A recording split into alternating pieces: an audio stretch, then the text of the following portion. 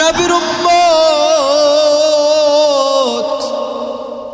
আবু জেহেল সব বড় বড় কাফের বেঈমানের দল বৈঠকের মধ্যে বইছেন, জায়গার মধ্যে মিটিং করে। ওই জায়গার মধ্যে ছিল বিধর্মী হযরতে ওমর। আবু জেহেল দ্বারা কয়, কেউ কে আসনি? ওই মুহাম্মদের গর্দান আমার কাছে এনে দিবা। কার সাহস আছে দাঁড়ায়া যাও, আমি দেখতে চাই ওই মুহাম্মদের গর্দান যে এনে আমাকে দিবে তাকে আমি 100 লাল উট হাদিয়া দিয়ে দিব, পুরস্কার দিয়ে দিব। বিধর্মী ওমর সহ্য করতে পারে নাই, লোভ সহ্য করতে পারে নাই, দাঁড়ায় গেছে। দাঁড়ায় যাওয়ার পর বলে, ও আবু জেহেল, আমি পারবো ওই মুহাম্মাদের গর্দান এনে দিতে পারবো। এটা কি কোনো ব্যাপার হইল? আমি আপনাকে ওই মুহাম্মাদের গর্দান এনে দিয়ে দিব। আবু জেহেল বলে, ঠিক আছে যাও, তাড়াতাড়ি চলে যাও। হযরত ওমর বিধর্মী বিশাল বড় একটা তরবারি নিয়ে রাস্তা দিয়ে যাইতেছে মুহাম্মাদের গর্দান আনার জন্য। মুহাম্মদকে কতল করার জন্য যাইতেছে হযরত ওমর। হযরত ওমর যাইতে যাইতে হঠাৎ করে রাস্তার মধ্যে একটা নাঈম নামে ব্যক্তি আসলো। ওই নাঈম নামে ব্যক্তি ডাক দিয়ে কয়, ও ওমর ভাই, আপনি বুঝি বড় রাগান্বিত চেহারা নিয়া খোলা আসমানের নিচে জমিনের উপরে এত বড় একটা বিশাল আকৃতির তরবারি নিয়ে আপনি কই যাইতেছেন, একটু আমাকে বলবেন কি? ওমরে ডাক দেখ, আমি যাইতেছি ওই মুহাম্মাদের গর্দান আনার জন্য। আমি যাইতেছি মুহাম্মদকে কতল করার জন্য। আল্লাহর বান্দা ডাক দেয় কয়, ওমর ভাই, আপনি কি বোকা নাকি? কারণ ওই মুহাম্মদ তো আল্লাহ তাআলার একটা বাঘ, আর বাঘকে কি কখনো কতল করা যায়? হযরত ওমর রাগান্বিত চেহারা নিয়ে, তার মাথা গরম হয়ে গেল। কাটা গায়ের মধ্যে মনে হয় লবণ ছিটকা দিল। ওমর দেখতে কয়, ওরে বেঈমান, তুই বুঝি তোর বাপ দাদার ধর্ম ছেড়ে দিয়া তুই বুঝি মুহাম্মাদের ধর্ম গ্রহণ করেছিস? থাম, আমি তোকেও ছাড়বো না। ওই মুহাম্মদকে কতল করার আগে আমি তোর গর্দান আগে নিব। এই কথা বইলা ওমর ওই আল্লাহর বান্দার দিকে যাইতেছে। আল্লাহর বান্দা ডাক দিয়ে কয়, ওমর ভাই দাঁড়ান, আর একটা কথা আমি আপনাকে বলতে চাই। ওমর আবার দাঁড়ায় গেলেন, বলে, কি বলবি বল, তাড়াতাড়ি বল। আল্লাহর বান্দা ডাক দিয়ে কয়, ওমর ভাই, আপনার আপন বোন ভাগ্নিপতি যা দেখে ইসলাম ধর্ম গ্রহণ করেছেন, কালিমাওয়ালা হয়ে গেছেন, মুহাম্মদের ধর্ম গ্রহণ করেছেন। যান, আপনি আমাকে মারার আগে আপনার বোনকে বাঁচায়া নেন। ভাইরা আমার, ভালো করে বয়ানটা শোনো। এইদিকে আমার নবী রাহমাতাল লিল আলামিন আমার মালিকের কাছে দোয়া করে, ওগো দয়ার মালিক, আপনি এই বেঈমান কাফেরদেরকে আপনি হিদায়াত দান করে দেন। আমার নবী দোয়া করে, আল্লাহ আপনি ওমরকে হিদায়াত দান করে দেন, অন্ধকারের পথ থেকে তাকে আপনি আলোর পথে ফিরে আসার তৌফিক দান করে দেন। নবী আমার দোয়া করে, এইদিকে টকবগে যুবক ওমর বিধর্মী 27 বছর বয়সে যাইতাছে নবীকে গর্দান আনার জন্য, নবীর কাছে নবীকে কতল করার জন্য যাইতাছে। আল্লাহর বান্দার এই কথা শুনিয়া তার বোনের বাড়িতে যাওয়া শুরু করে দিল। ওমর যাইতেছে, যাওয়ার পর যখন তার বাড়ির সামনে গেল, ওই তার বোনের ঘর থেকে কি যেন একটা গুনগুন করে এত সুন্দর একটা আওয়াজ পাইল। দরজার মধ্যে ধাম করে বাড়ি দেয়া ঘরের মধ্যে প্রবেশ করলো হযরতে ওমর। তার বোন এটা দেখার সাথে সাথে, আর তার বোন আমার আল্লাহ তাআলার কোরআন শরীফ তেলাওয়াত করতেছিল, তার বোন কোরআন শরীফটা পিছনে লুকায়া রাখছে। রাখার পর ওমর তার বোনের ঘরের মধ্যে ঢুকে গেছে। ওমর ডাক দেয়, কয় ও বোন,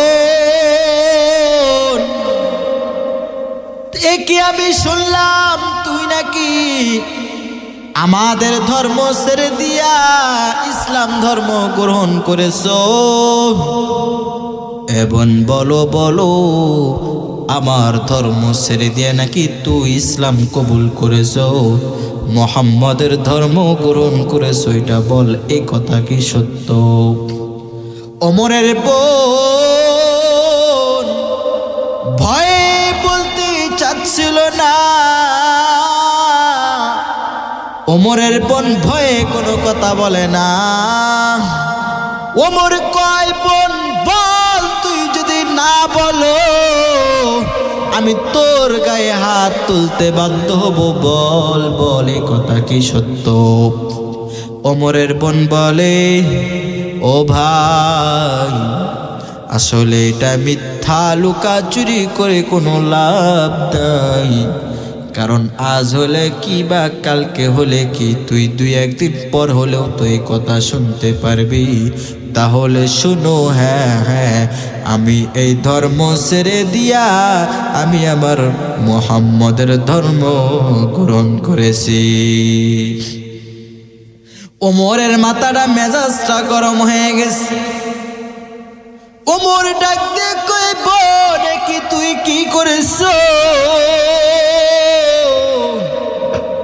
বল তুই কেন ইসলাম ধর্ম গ্রহণ করেছ? তুই কি জানোস না এটা আমাদের বাপ দাদার একটা দুশ্মন, এটা আমাদের ধর্ম না, আমাদের ধর্ম আর এক ভিন্ন ধর্ম। বল বল তুই ওই মুহাম্মদ পাগলের ধর্ম কেন গ্রহণ করেছ? ওমরের বোন ডাক দেয়, কই ভাই, আমরা যে ধর্মে ছিলাম এই ধর্ম মিথ্যা, এটা একটা মিথ্যা ধর্ম, প্রচলন ধর্ম। ইসলাম ধর্ম এটাই হচ্ছে মুহাম্মাদের ধর্ম, এটাই হলো শ্রেষ্ঠ ধর্ম। ওমর এবার রাগান্বিত চেহারা নিয়ে কয়ে, বোন বল বল, তোকে সময় দিলাম, এখনো তুই তোর ইসলাম কালিমা ফিরাইয়া দে, যদি ফিরাইয়া না দাও আমি তাহলে তোকে হত্যা করে দুনিয়া থেকে বিদায় করে ফেল দিব। ওমরের বোন ডাক দেয়া কয়, ভাই আমার, আমি ইসলাম গ্রহণ করেছি, কালিমার মালা গলার মধ্যে পড়েছি, এটা ফিরাইয়া দেওয়ার জন্য নয়।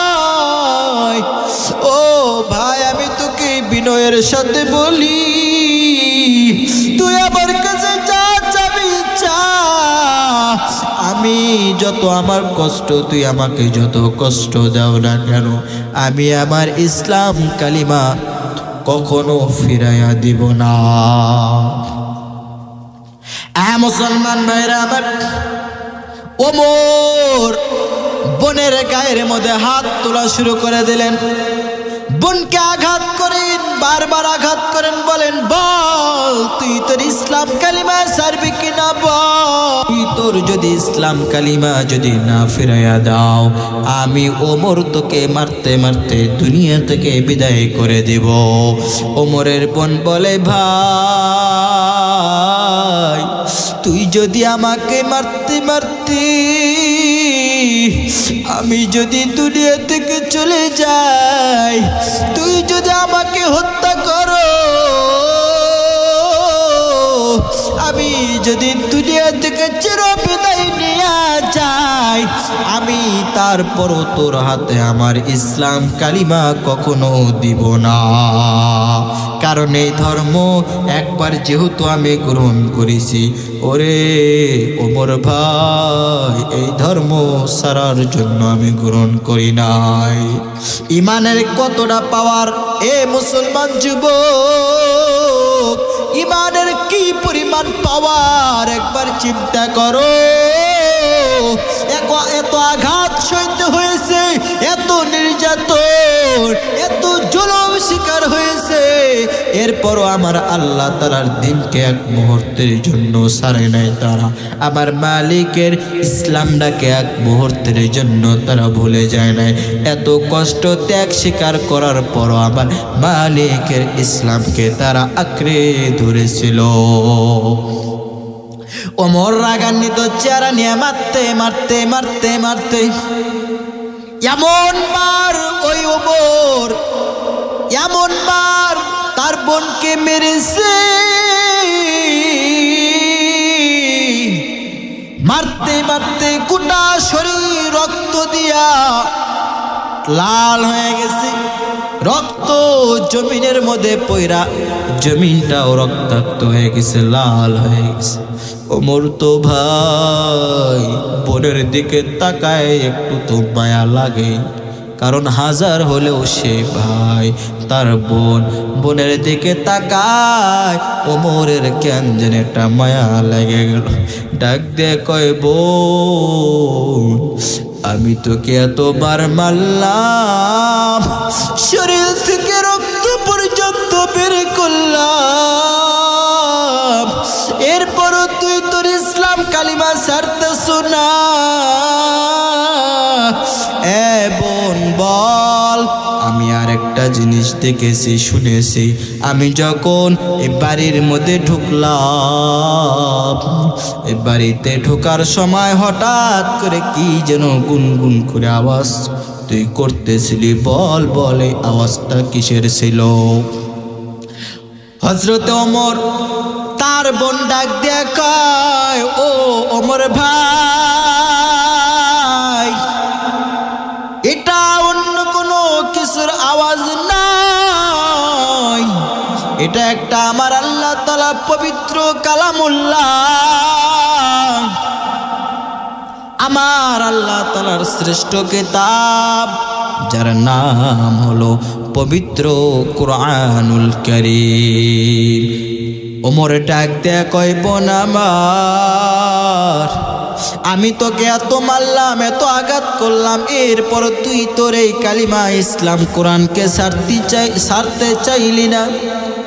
দেখি তোর কোরআনে কি এমন আছে, আমাকে একটু দে, আমাকে একটু দেখতে দে। ওমরের বোন ডাক দেয়া কয় রে ওমর ভাই, না না আমি তোকে দেব না, কারণ এটা যদি আমি তোকে দেই তুই তাহলে আমার এই কোরআনটাকে ছিঁড়ে ফেল দিবি। ওমর বলে না বোন না, কথা দিলাম আমাকে দাও দাও, আমি ছিঁড়ে ফালাইয়া দিব না। বোনকে কথা দেওয়ার পর বোন বলে ও ওমর ভাই ঠিক আছে তাহলে যাও, এটা নাপাক গায়ে ধরা যায় না, উজু সারা ধরা যায় না, অপবিত্রতা অবস্থায় এটাকে স্পর্শ স্পর্শ করা যায় না। যাও যাও তুমি উযু করে আসো, পবিত্রতা অর্জন করে আসো, এরপর আমি তোমাকে এটা ধরতে দেব। ওমরের পর তার বোনের কথা অনুযায়ী পবিত্রতা অর্জন করিয়া তার বোনের কাছে আসলো। বোনকে বলে, বোন দাও দাও দেখি তোর কোরআনে কি আছে। হযরতে ওমর ওই কোরআনুল কারীম হাতের মধ্যে নিয়া ওই সময় পুরো কোরআন শরীফ নাজিল হয় নাই। ওমর পবিত্র কোরআনুল কারীম থেকে সূরা তাহা পড়তে লাগলেন। ওমর পড়েন, তাহা মা আনজালনা আলাইকাল কুরআনা লিতাশকা। হযরত ওমর পড়তে পড়তে পড়তে পড়তে 15 নম্বর আয়াত পর্যন্ত পড়লেন। হঠাৎ করে আয়াতের মধ্যে দেখেন আমার আল্লাহ তাআলা আমাকে সৃষ্টি করেছে, আমার জীবন মৃত্যু দিয়েছেন এটা একটা পরীক্ষা করবার জন্য। এই পরীক্ষার মধ্যে যারা উত্তীর্ণ হবে, এই পরীক্ষার মধ্যে যারা উত্তম হবে তারা জান্নাতে যাবে, এই পরীক্ষার মধ্যে যারা ফেল করবে তাদেরকে জাহান্নামে গিয়ে আজীবন পস্তাতে হবে। ওমর এবার চিন্তা করতেছেন আমি কি করতেছি, আসলে আমার পথটাই তো দেখতেছি বেপথ ভুল পথ, আর আমার আল্লাহ তাআলার দেওয়া ইসলাম এটাই তো সঠিক পথ। ওই দিকে আমার নবী গোপনে ইসলামের দাওয়াত দেয়।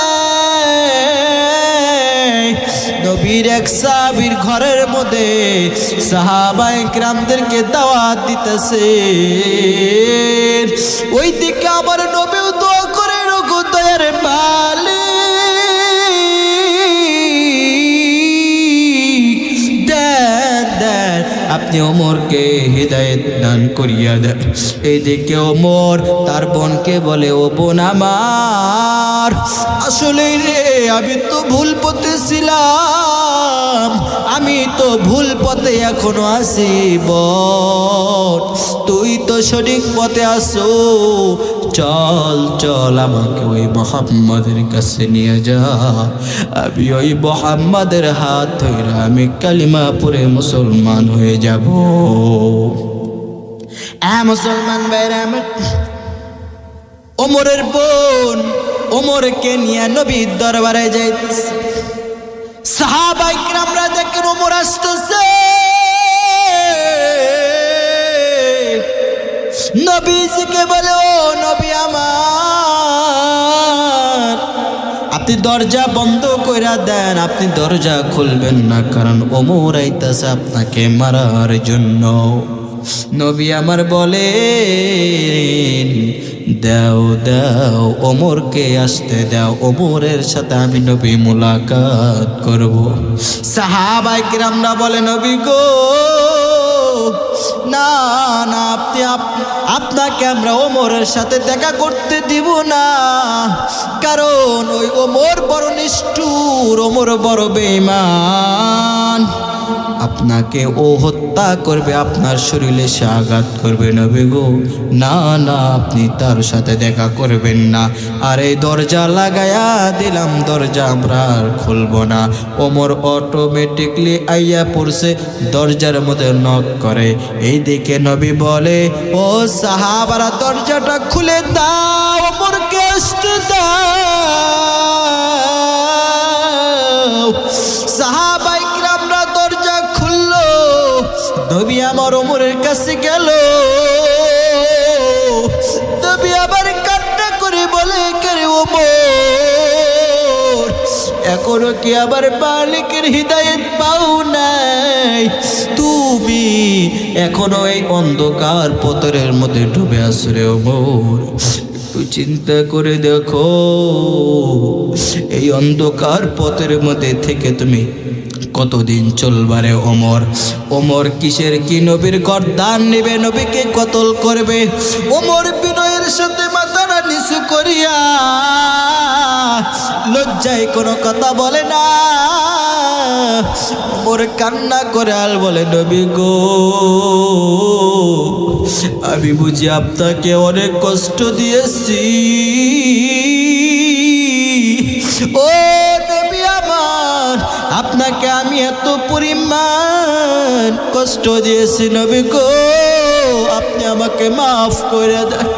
নবী গো, আমি না বুঝিয়া আপনার উপরে হামলা করেছি। নবী গো, আমি না বুঝিয়া আপনার শরীরের মধ্যে আক্রমণ করেছি।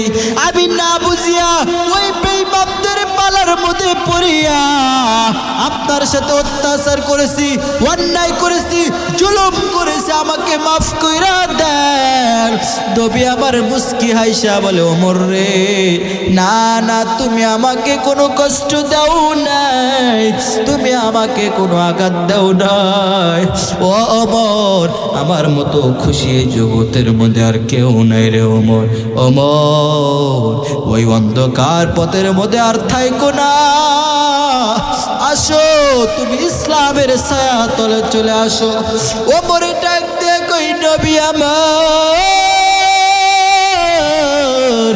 আমি ওই অন্ধকার পথের মধ্যে থাকতে চাই না। নবী গো, নবী গো, আমি এই যে হাতটা বাড়ায় দিলাম, আমাকে কালিমা পড়ায়া আমাকে এই মুহূর্তে মুসলমান বানায়া দেন। নবী আমার কালিমা পড়াইতে লাগলেন, লা ইলাহা ইল্লাল্লাহ মুহাম্মাদুর রাসূলুল্লাহ, আশহাদু আল্লা ইলাহা ইল্লাল্লাহ ওয়াহদাহু লা শারীকা লা ওয়া আশহাদু আন্না মুহাম্মাদান আবদুহু ওয়া রাসূলুহু। নবী আমার ওমরকে কালিমা পড়ায়া মুসলমান বানায়া দিলে। সাহাবায়ে কেরামরা এত পরিমাণ খুশি হয়ে গেল, সাহাবায়ে কেরামরা এত খুশিতে আত্মহারা হয়ে গেল। সাহাবায়ে কেরামরা বলে, ও ওমর ভাই, আপনি এই মুহূর্তে ওই কাফের বেঈমানদের কাছে আপনি যাবেন না, যাবেন না, কারণ আপনি যদি যান তারা আপনাকে দেখতে পারবে না, তারা আপনাকে ক্ষতি করার চেষ্টা করবে। ওমর ডাক দেয়া কয়, ও সাহাবারা, তোমরা কোনো টেনশন করবে না, এই মক্কা শহরের মধ্যে, এই জায়গার মধ্যে কোনো কারো বাপের বেড়ার সাহস নাই। আমি ওমরের গায়ে হাত তুলবে, আমি নিজে যাব, তাদেরকে বলবো আমি কালিমার মালা গলায় পরেছি। ওমর গেলেন ওই কাবা ঘরের সামনে গিয়ে তরবারি হাতের মধ্যে নিয়ে বলে, কই বেঈমানের দল, আমি ইসলাম কবুল করেছি, আমি ইসলাম গ্রহণ করেছি। আসসনি কেউ কারো যদি মায়ের বুক খালি করতে চাও, আয় আয় আমার সাথে লড়াই কর। আসনি কেউ বিধবা স্ত্রী করার জন্য, কোন স্বামী প্রস্তুত আছো এই দুনিয়া থেকে চলে যাওয়ার জন্য, আয় আয় আমার সাথে যুদ্ধ করার জন্য আয়। আসো কি কেউ তুমি এই দুনিয়া থেকে চলে যাবা? আমি ওমর দাঁড়ায় আছি, কার সাহস আছে আয় আমার সাথে লড়াই কর, দেখি কোন কার বাপের বেড়ার সাহস আছে আয়। সব কাফের বেঈমানরা শুনিয়া ভয়ে আতঙ্ক হয়ে গেল। এটা আশ্চর্যজনক ব্যাপার হয়ে গেল। অথচ বুঝতে হবে এই একমাত্র হিদায়াত, হিদায়াত আমার মাওলা ওমর ফারুক রাদিয়াল্লাহু তাআলা আনহুকে দিয়েছিলেন, ঠিক কিনা? হিদায়াত যদি না থাকতো কিছু করা সম্ভব ছিল না। এ বান্দা, হিদায়াত আমার আল্লাহর পক্ষ থেকে আসে। হিদায়াত যার অন্তরের মধ্যে নাই, যার কপালের মধ্যে নাই সে দুনিয়ার মধ্যে কিছুই করতে পারবে না। হিদায়াত আমার মালিক যার উপরে রেখেছেন, হিদায়াত পাইয়া সে অন্ধকার পথ থেকে ফিরা আমার মালিকের আলোর পথে সে ফিরে আসবে। কারণ হিদায়াত বড় একটা জিনিস। মুসলমান ভাইরা আমার, আমার নবীর চাচা আবু তালেব কি বড় বেঈমান, নবীজিকে এত পরিমাণ আদর করত, এত পরিমাণ মায়া করত। আবু তালেব দুনিয়া থেকে চলে যাবে, নবী আমার কানে কানে বলে, চাচা গো একটু বলেন না, বলেন না লা ইলাহা ইল্লাল্লাহু মুহাম্মাদুর রাসূলুল্লাহ। আবু তালেব কয়, না না ভাতিজা, আমি এটা পড়তে পারবো না, কারণ ওর উপরে হিদায়াত নাই। নবী আমার এত কষ্ট চেষ্টা করার পরও সে কালিমা পড়তে পারে নাই। কারণ বুঝতে হবে রে বান্দা, হিদায়াত তার কপালে নাই। হিদায়াত ছিল 27 বছরের বয়স, টকবগে যুবক নবীর গর্দান আনতে যাবে, গর্দান আনা বাদ দিয়া কালিমা পড়িয়া ইসলামের ছায়া তলে ফিরে এসেছে। আর এইদিকে নবীকে ছোট্টবেলা থেকে এত আদর করত, মায়া করত, মহব্বত করত, সব কথা শুনতো, কিন্তু নবীর আমার কালিমা সে মৃত্যুর আগেই পড়তে পারে নাই, বেঈমান হয়ে দুনিয়া থেকে চলে গেছে। হিদায়াত এমনি এমনি আসে না রে বাবা। এই জন্য মালিকের কাছে দোয়া করো, আমার আল্লাহ তাআলা যেন আমাকে হিদায়াত দান করে, ইসলামের সঠিক ছায়া তলে আসার তৌফিক দান করে দেয়। হযরত ওমরের মতো যেন ইসলাম যেভাবে গ্রহণ করে, ইসলামকে যেভাবে শক্তিশালী করে তার অন্তরের মধ্যে রেখেছিলেন রে, এই জন্য অন্তরগুলো এইরকম শুদ্ধ অন্তর করো।